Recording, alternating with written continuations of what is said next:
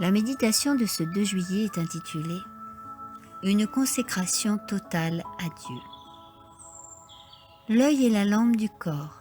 Si ton œil est en bon état, tout ton corps sera illuminé. Matthieu 6, 22.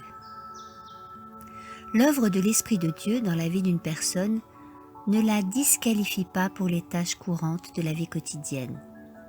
Il n'existe pas une religion pour les affaires et une autre pour l'Église.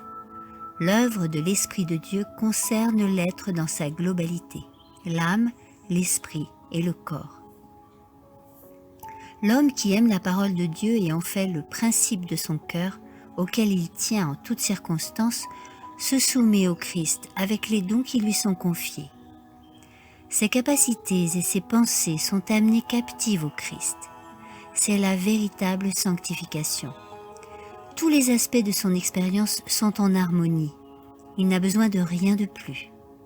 Il ne garde pas le contrôle sur une partie de lui-même pour en faire ce qu'il veut. L'œil est la lampe du corps. Si ton œil est en bon état, tout ton corps sera illuminé. Il est bien dit « ton œil » et non pas celui de quelqu'un d'autre. Quand nous dépendons de quelqu'un dans notre expérience spirituelle, attendant qu'il voie pour nous et qu'il nous guide, nous perdons les bénéfices de cette expérience, comme si nous étions aveugles. Nous devons garder les yeux fixés sur la gloire de Dieu et persévérer pour ne pas regarder à nous-mêmes ou aux autres. Celui qui aime et craint vraiment le Seigneur, qui s'applique de tout son être à accomplir sa volonté, mettra son corps, son esprit, son cœur, son âme et sa force au service de Dieu. C'était le cas d'Hénoch. Il marchait avec Dieu. Son esprit n'était pas souillé par une vision impure et déficiente. Ceux qui sont déterminés à faire cause commune avec la volonté du Très-Haut doivent le servir et lui plaire en toutes choses.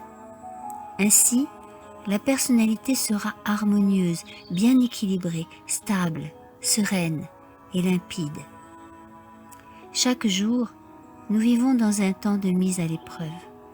Le temps qui passe forme notre expérience, mais il est impossible de revenir en arrière.